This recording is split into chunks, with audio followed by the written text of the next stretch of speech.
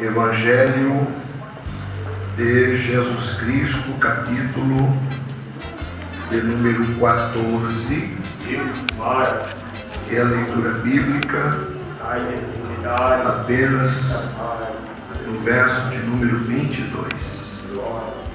Queridos irmãos, nós estamos gratos a Deus. Segundo Mateus, verso de número 22, teremos o conhecimento de todos os irmãos em questão. Porque a leitura que nós fizemos, ela traz sobre a epígrafe Jesus andando por sobre as águas ou por cima do mar. E esta leitura aqui do capítulo 14, eu penso ser conhecida de todos que aqui estão, tendo em face que é muito conhecida, muito explorada por todos os pregadores, e vem logo a seguir a primeira multiplicação dos pães e peixes. Em segunda instância, eu penso ser de conhecimento dos irmãos, tendo em face a relevância da mesma para com o reino dos céus. Você vai encontrar esta mesma leitura registrada tanto por Mateus quanto por Marcos e João. Se o reino dos céus deu uma importância tão grande a esta leitura, a ponto de na Bíblia Sagrada ser registrada por 3 vezes, eu acredito que essa importância também deve ser dada por nós. Eu acredito que você deva conhecer em face a história ter sido explorada por 3 dos 4 evangelistas que escreveram o Evangelho de Cristo, que carregam o seu nome. A leitura que nós fizemos aqui é uma leitura que, após o Senhor Jesus Cristo ter multiplicado pães e peixes em um lugar completamente inóspito, em um lugar completamente alheio às condições favoráveis, a Bíblia diz que o Senhor faz um divisor de águas. O Senhor ordena que 12 homens entrassem dentro do barco, enquanto que a maioria esmagadora da multidão fosse despedida. Somente a título de curiosidade, essa leitura que nós fizemos, a Bíblia diz que este divisor de águas acontece para aproximadamente 15.000 pessoas. Haviam quase 15.000 pessoas diante do Senhor, depois da multiplicação de pães e peixes. E o Senhor faz um divisor de águas, colocando 12 homens para um lado, ordenando que eles entrassem no barco, enquanto ele despediria o restante de toda aquela multidão e tiraria um período de oração a sós com Deus Pai. A Bíblia diz que os discípulos aderem à vontade do Senhor, entram dentro do barco. Acredito que fazem uma análise de tempo, lua, vento, barco, porque nós não estamos falando de aventureiros, nós estamos falando de no mínimo 7 dos 12 exímios pescadores, homens que sabiam muito bem que não poderiam atravessar o mar de Galileia de aproximadamente 12 quilômetros sem antes fazer uma análise de se o tempo era bom, se a lua era propícia, se os ventos não atrapalhariam, ou seja, mediante a análise, eu acredito que estes homens aderem à vontade, entram dentro do barco e vão para o outro lado, enquanto Jesus despede as multidões e fica com o Senhor Deus Pai a sós. E o verso 24 nos diz que o barco já estava no meio, ou seja, O barco já havia se distanciado da margem 6 quilômetros, quando de repente a Bíblia diz que o barco sofre alguns açoites, porque levanta-se um grande temporal e este barco, segundo Mateus, ele é açoitado pelas ondas. Segundo os outros 2 evangelistas, ele foi varrido pelas ondas, porque os ventos eram contrários.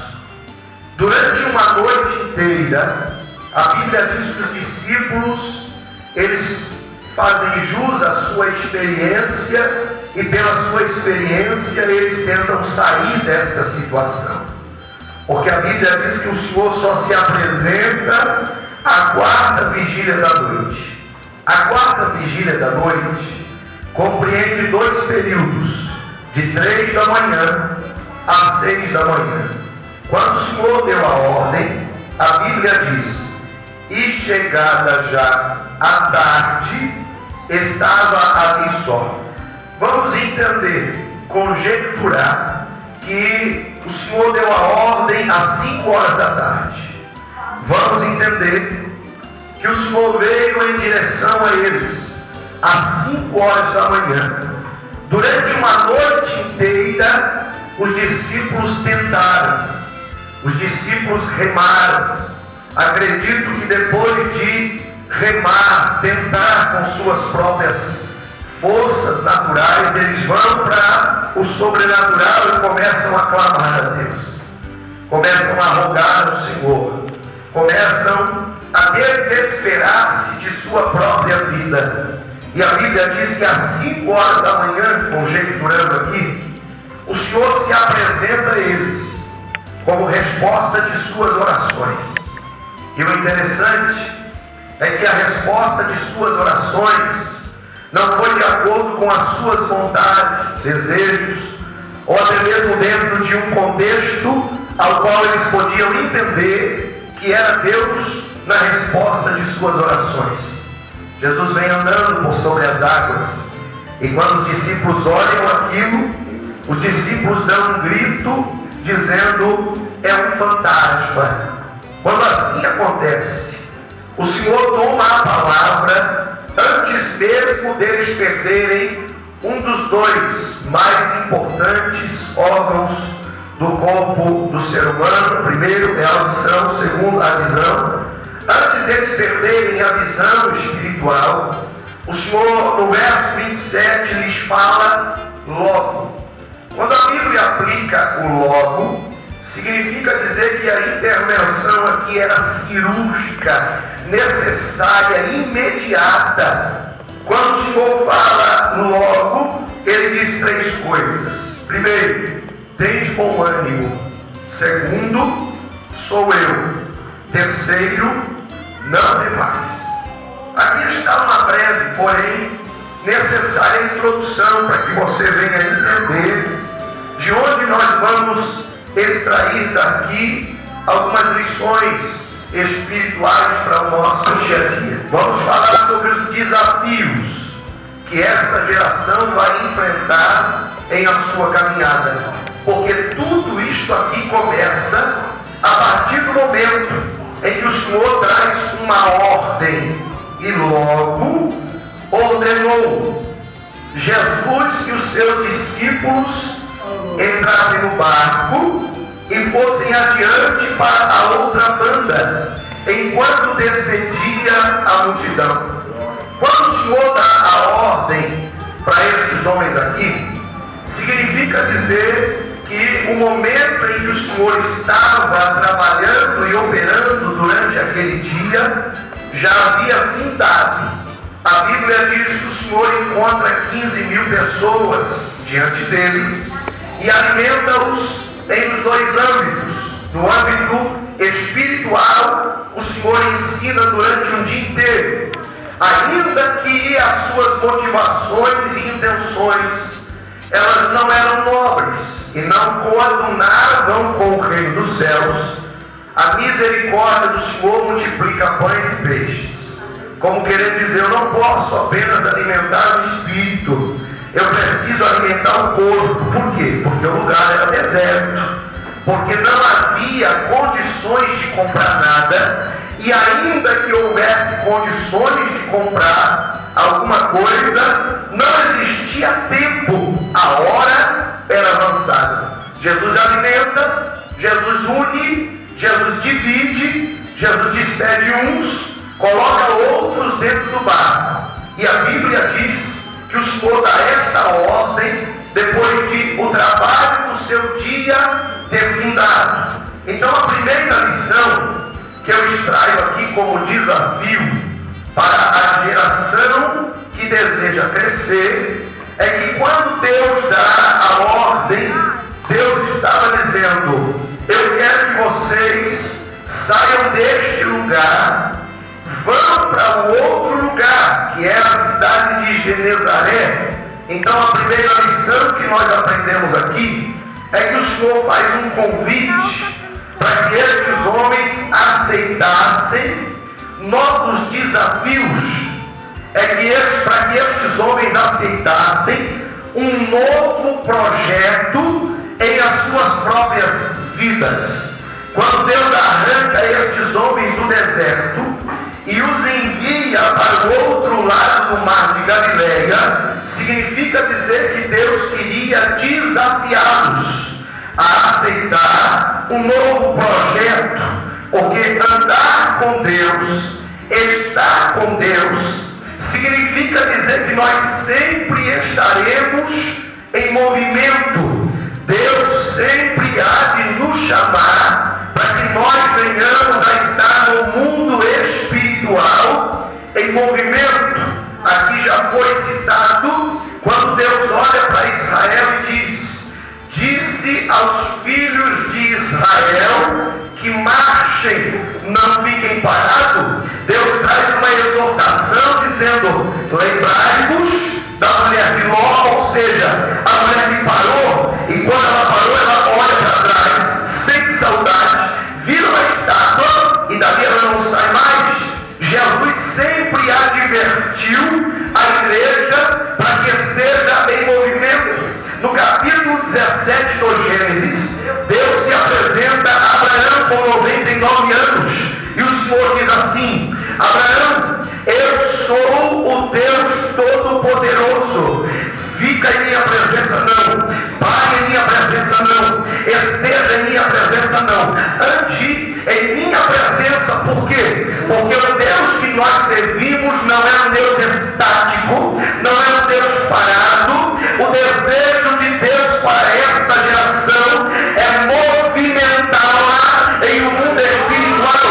Porque a igreja, quando se movimenta,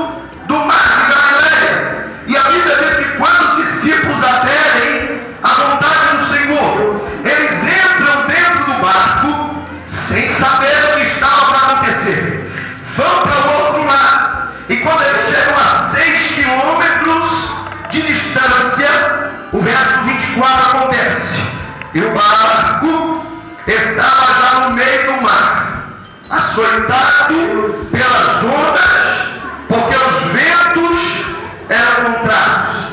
Agora a pergunta que me saltou aos olhos aqui foi exatamente esta: enquanto na terra Jesus estava, ele estava sob duas naturezas. Jesus era 100% homem, porque teve fome, sede, cansaço, mas também era 100% Deus, e tinha os atributos exclusivos: onisciente, onipresente, onipotente, transcendente, imutável. Pela onisciência de Deus, nós podemos entender que ele sabia todas as coisas. Se Jesus, quando deu a ordem, dizendo vamos para o outro lado do mar de Galileia, estava sob a natureza humana e também divina, a Bíblia diz que Jesus sabia que a 6 quilômetros alguma coisa de muito ruim ia acontecer lá na frente. A pergunta que eu quero fazer é: por quê? Jesus enviou estes homens para o meio de uma navegação perigosa. Por que Jesus enviou estes homens para o meio de uma navegação turbulenta? Por que Jesus enviou estes homens para uma navegação bem perigosa? E aqui eu aprendo o segundo desafio para uma geração com desejo de crescimento: movimentos com Deus, ou andar com Deus, nem sempre vai nos levar a lugar que vão nos agradar. Andar com Deus não significa dizer que em todos os nossos caminhos Deus há de nos agradar, em todos os nossos passos Deus vai nos agradar. Por quê? Deixa eu te trazer duas informações aqui. Em primeiro lugar, evangelho não consiste em trazer duas coisas. Primeiro, a cruz que nós carregamos não é de isopor. Segundo lugar, não há deserto que nós possamos passar de avião. A cruz é pesada, o deserto é tudo de atravessar. Andar com Deus não significa dizer que os movimentos com Deus vão nos agradar. Jesus envia esses homens para uma navegação perigosa, para ventos contrários. O barco estava sendo varrido pelas ondas, porque Jesus enviou esses homens para lá. Três coisas eu destaco aqui: Jesus nos enviou para vivenciar na prática as suas promessas que eles ouviram na sala de aula. Jesus enviou esses homens para vivenciar na prática aquilo que eles aprenderam na sala de aula. Na sala de aula, Jesus ensinou: o sono pode durar a noite. Na prática, eles aprenderam. Na sala de aula, Jesus ensinou: o mundo tereis aflições. Na prática, eles aprenderam. Na sala de aula, eles aprenderam que o justo pode sofrer muitas aflições. E aí Jesus coloca eles no meio do mar de Galileia para que eles pudessem experimentar as promessas do Senhor Jesus na íntegra. Quantos aqui tem promessa de Deus? Faça um sinal para mim. Deixa eu te dizer uma coisa: dentro das promessas de Deus estão inclusas ou inclusos alguns movimentos que não vão te agradar. Dentro do pacote de Deus para a sua vida, tenha certeza de uma coisa: que vai constar algumas fornalhas da aflição. Tenha certeza de uma coisa: que vai constar algumas vias dolorosas. Tenha certeza de uma coisa: que vai constar algumas covas dos leões. Andar com Deus não é sinal de que todas as coisas vão nos agradar, mas é sinal de uma coisa: que todas elas vão cooperar para o bem daqueles que amam a Deus. Andar com Deus não é sinal de que todas as coisas vão nos agradar, mas é sinal de que o nosso caráter será aperfeiçoado através do fogo. Andar com Deus não é sinal de que todas as coisas vão nos agradar, mas é sinal de que Pedro diz na primeira epístola, capítulo 1, versículo 7, para que a prova da vossa fé, muito mais provável do que o ouro que merece ser provado pelo fogo, venha a ser achada em três coisas: louvor, glória e honra na revelação de Jesus Cristo. Andar com Deus nem sempre vai nos agradar, mas todas essas coisas vão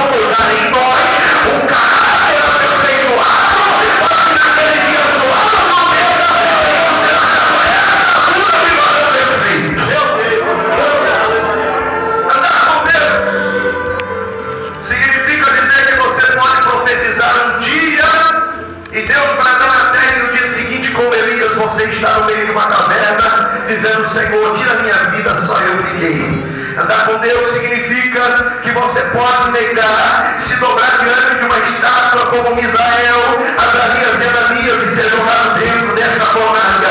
Andar com Deus significa dizer que você pode servir ao rei fielmente e ainda assim as pessoas acharem em você alguma coisa na lei do meu próprio Deus de jogar dentro das covas dos leões.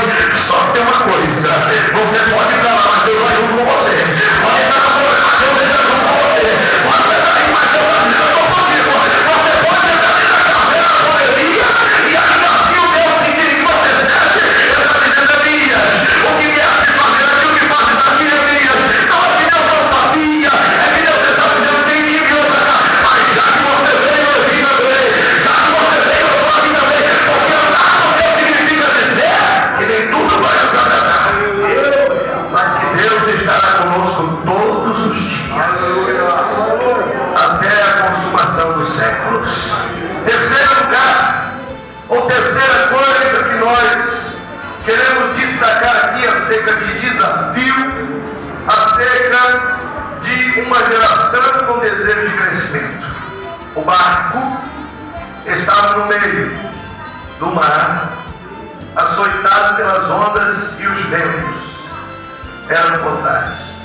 Quando você faz uma análise dentro de um contexto da Bíblia Sagrada, você, por tipologia, pode interpretar que este barco é símbolo da igreja. E você pode também, por tipologia, interpretar que essas águas é símbolo do mundo. Em Apocalipse você vai encontrar que essas águas aqui eram símbolo de povos, línguas e nações. Se partirmos do pressuposto de que barco é símbolo da igreja, se partirmos do pressuposto que essas águas eram símbolos do mundo, duas coisas entraram aqui como desafio para uma igreja que tem desejo de crescer. Primeiro, a Bíblia diz que os ventos eram contrários. E olha que interessante. Os ventos aqui na Bíblia, segundo o que eu aprendi, eles vinham de todos os lados. Nós sabemos que vento ele tem que nascer em algum lugar e ir para outro lugar. Mas aqui, esses ventos não eram ventos comuns. Isso aqui eram ventos levantados pelo inferno para virar este barco, matar os 12 e atrasar um pouco o projeto chamado redenção. Satanás olha e não encontra Jesus dentro do barco. Automaticamente arquiteta, dizendo: é agora que eu pego os 12 de jeito. É agora que eu encontro os 12 sem Jesus e vou fazer um estardalhaço. E aí o vento vinha de lá, de Genezaré, empurrava o barco para trás. O vento vinha de lá da margem que eles saíam, empurrava o barco para frente. Vinha da esquerda, empurrava o barco para a direita. Vinha da direita, empurrava o barco para a esquerda. Por quê? Porque vento de todos os lados automaticamente iam fazer com que aquele barco girasse em torno do seu próprio eixo e não ia sair do lugar. Porque girando em torno do seu próprio eixo, esse barco, primeiro, não sairia do lugar, porque quem anda em círculo não sai do lugar. Segundo lugar, a ideia central aqui era tirar o foco, o objetivo traçado pelo próprio Deus. Entrem dentro do barco e passem para o outro lado do mar de Galileia, a terra de Genezaré. O diabo sabia que se Jesus e os discípulos pisassem lá, coisas grandes iam acontecer. Eu vou mostrar para você o que aconteceu mesmo. Olha o que diz a Bíblia, verso 33. Então aproximaram-se os que estavam no barco e adoraram, dizendo: és verdadeiramente o Filho de Deus. E tendo passado para a outra banda, chegaram à terra de Genezaré. E quando os homens daquele lugar conheceram, mandaram por todas aquelas terras em redor e trouxeram-lhe todos os que estavam enfermos. E olha o que aconteceu. E rogaram-lhe que ao menos eles pudessem tocar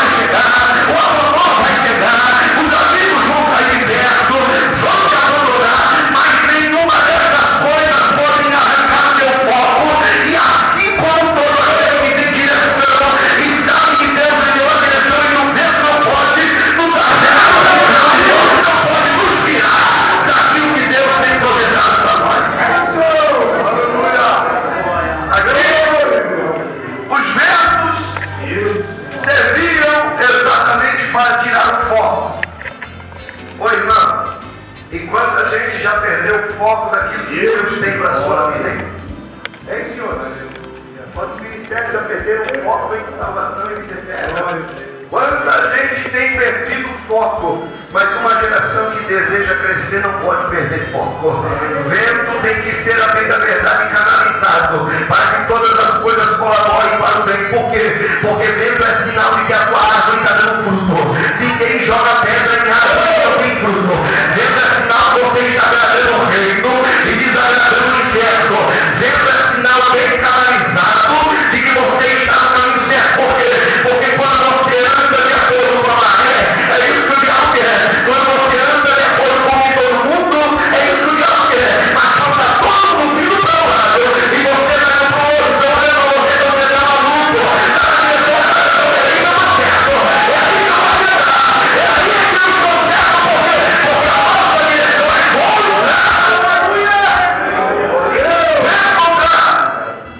A Bíblia diz que não somente os ventos desafiaram esses homens a não perder o foco, mas as águas, essas águas, elas batiam na lateral do barco, e de tão forte que eram, essas águas batiam, subiam e desciam, e a Bíblia diz, em outro texto, que parte do barco estava cheio de água. Eu quero que você repita, porque isso aqui é sério demais.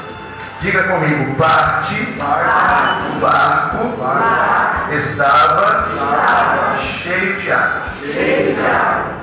Nós partimos de um pressuposto que barco é símbolo da igreja. Nós partimos de um pressuposto que a água é símbolo do mundo. O diabo aqui quis fazer algumas coisas. Porque se essas águas eram símbolos do mundo e o barco era símbolo da igreja, se nós não podemos com ele, vamos nos mesclar. Se nós não podemos com este barco aqui ou com esta igreja, vamos entrar lá dentro. Porque à medida que as águas, sistema, mente, desejo do mundo, do inferno, entram dentro da igreja, eles começam a minar a glória de Deus que está sobre esta casa. Aqui está o segundo desafio. Não tem como impedir, pastor Elias, em uma tempestade a água não entrar no barco.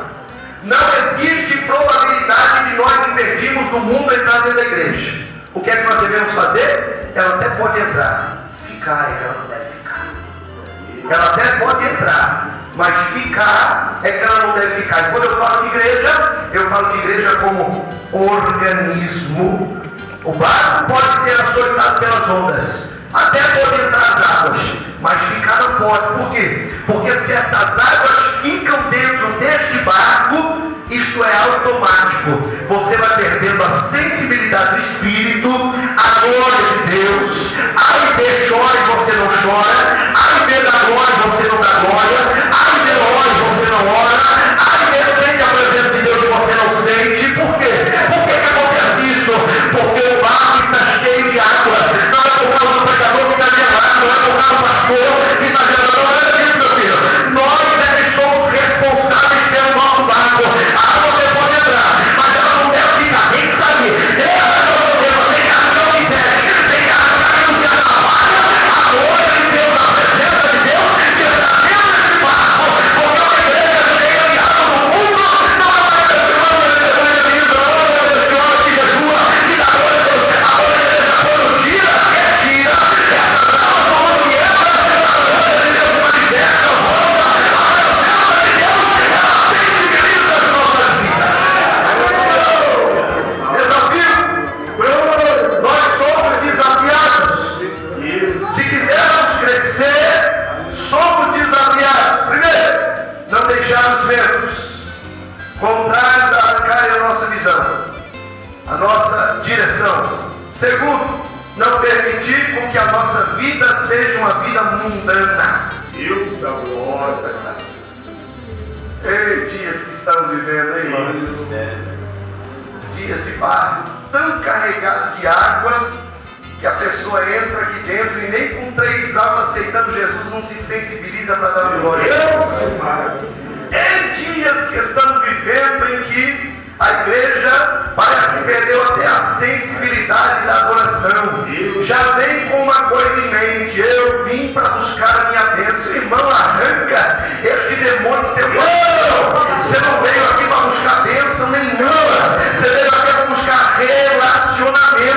E quanto mais relacionamento e adoração você dá, as outras coisas vos serão acrescentadas.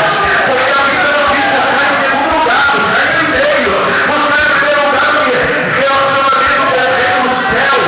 E as suas justiças, as outras coisas serão acrescentadas.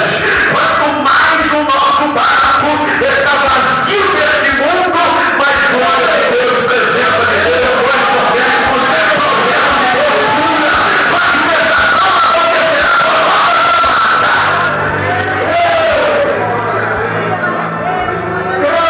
Deixa eu fechar aqui agora. A Bíblia diz que o Senhor, Ele responde às suas orações.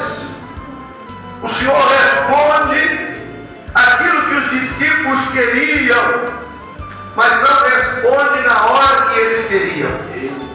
A Bíblia diz a quarta vigília da noite, às 5 horas da manhã. O que é que isso me ensina, pastor Marcelo?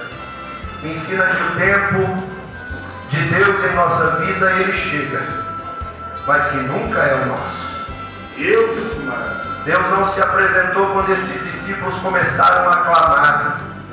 Deus não se apresentou quando esses discípulos começaram a orar. Deus se apresentou à quarta vigília da noite. Por quê?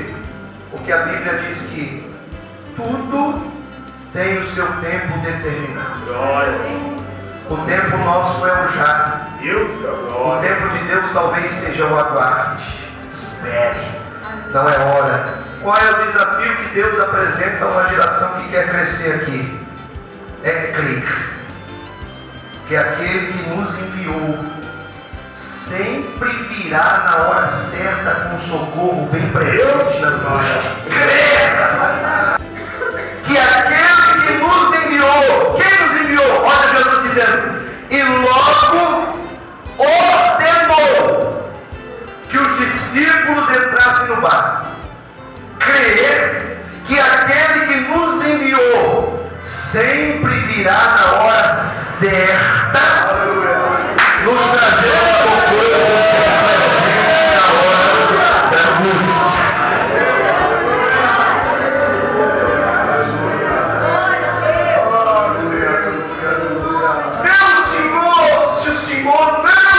Se o Senhor estivesse aqui, meu irmão não teria morrido.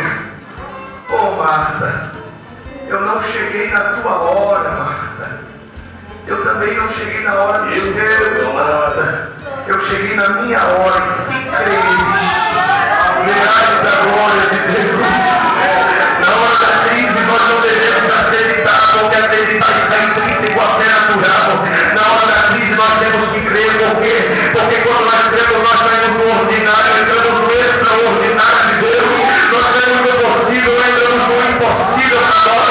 Nós saímos daquilo que nós podemos e entramos naquilo que Deus pode fazer por nós. E quando nós cremos, nós estamos dizendo, Senhor, eu creio que o meu Redentor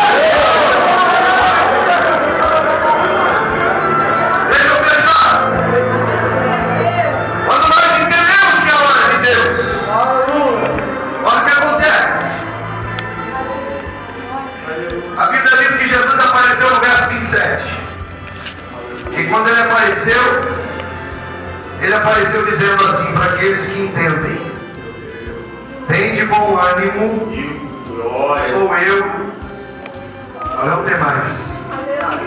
O que Jesus estava trazendo aqui? Uma boa palavra. Para aqueles que entendem o horário de Deus, Deus tem sempre uma boa palavra. Mas pastor, se essa palavra é espere, ela é boa. Mas pastor, se essa palavra diz não, ela é boa. Se você entende a hora de Deus, Deus tem sempre uma boa palavra ao seu coração. Como? Primeiro, não tem mais. Ué, no meio de uma tempestade não tem mais? O que é isso? É Jesus dizendo assim, ó: ainda que você esteja a 6 quilômetros de mim, eu não perdi você de vista. Ô irmão, enxergar 6 quilômetros diante de uma tempestade, nem para teólogo isso aqui. Enxergar 6 quilômetros em uma tempestade é só o Nazareno que enxerga. Não tem mais, porque eu não perdi o teu barco de vista. Segundo, Deus diz assim: sou eu. O eu sou chegou. O que significa o eu sou? Os irmãos aprenderam ontem.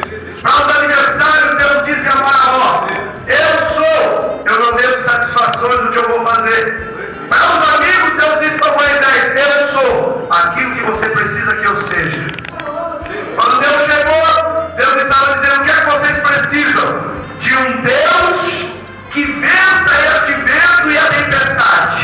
Aí o Senhor falou assim: eu sou, já cheguei. Eu sou, já estou aqui. Nenhuma tempestade, como eu vou dizer, nenhuma tempestade tem o poder de passar nos pés de Jesus. É por isso que ele veio andando por sobre as águas. Nenhuma tempestade tem poder de subir os pés de Jesus. Aí Jesus olhou e disse: o que é que vocês precisam? E aí eles disseram: nós precisamos de um milagre. Aí ele falou: já chegou. Aí, último lugar, não tem mais. 365 vezes a Bíblia diz: não tem mais. Será que é sem propósito, irmão? Ou será que Deus está dizendo assim: a cada dia que o vento se levantar, eu te desafio a crer? Não tem mais. Agora olha comigo. Jesus aqui era Deus, sim ou não? Vamos participar do culto? Jesus aqui era Deus, sim ou não? Se ele era Deus, ele tinha todo poder, sim ou não? Se ele era Deus, ele podia chegar e dizer ao vento: vento, tempestade, chegou, acabou para vocês. Sim ou não? O que ele não fez? Porque a tempestade lá de fora pouco importa para Deus. O problema é quando a tempestade se levanta aqui, ó. Porque quando a tempestade se levanta aqui, ela se levantou lá. Mas quando a bonança se levanta aqui, chega aqui, do lado de fora pode estar tempestade que você não está nem preocupado. Jesus olhou e disse assim: deixa eu começar pelo lado mais difícil. Porque vento e tempestade, irmão, para um Deus que pode todas as coisas, que diz: eu sou Deus Todo-Poderoso. O que era um vento e uma tempestade? Agora, o problema aqui é quando a tempestade se levantou aqui, ó. Porque aqui nós temos livre-arbítrio de crer ou não. Aí Jesus olhou e disse assim: deixa eu começar pelo mais difícil. Não temas. Olha o desafio aí para o meio da tempestade. Não temas, crê somente. A tempestade chegou, mas ela vai embora, porque não tem vento que dure para sempre. Não tem adversidade, calúnia que dure para sempre. Ela chegou, mas fiquem tranquilos, não tem mais, porque eu já estou aqui acalmando. Desafio para uma geração que tem desejo de crescimento, acreditar que no meio de nossas tempestades ele virá, e quando ele vir, ele acalmará todas as tempestades internas ou externas e nos dará vitória. Quer ver aonde chegou a vitória? A Bíblia diz que quando Jesus chegou para perto deles, houve bonança. Verso 32. E quando subiram para o barco, diga comigo, o vento acalmou. Viu aí que como Deus nos desafia a crer sempre irá nos desafiar, já sabendo que nós somos mais do que vencedores. Deus, quando lhe chamou como mais do que vencedor. Quando? Quando você aceita os desafios, crê nos desafios de Deus, crê que Ele chega na hora certa, entende que vento e tempestade fazem parte do contexto, do pacote do Evangelho. Estamos vivendo dias em que os pregadores inconsequentes têm pregado só sobre bênção. É vento que vem da parte de Deus, é vento que batiza, é porta que se abre, é chave de ouro, é janela que se abriu, é fogo, manto, ré, tudo para quando a igreja seja uma igreja que não cresce, não amadurece, uma igreja que vivencia o Evangelho de mar de rosas. Mas aqui o Evangelho verdadeiro está nos dizendo que se nós queremos crescimentos, o vento faz parte do pacote, a tempestade faz parte do pacote, mas nós temos que aceitar esse desafio e crer.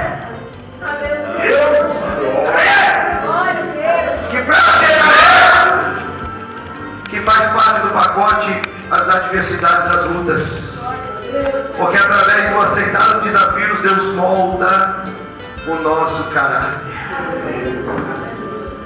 Aonde está a geração que aceita os desafios de Deus?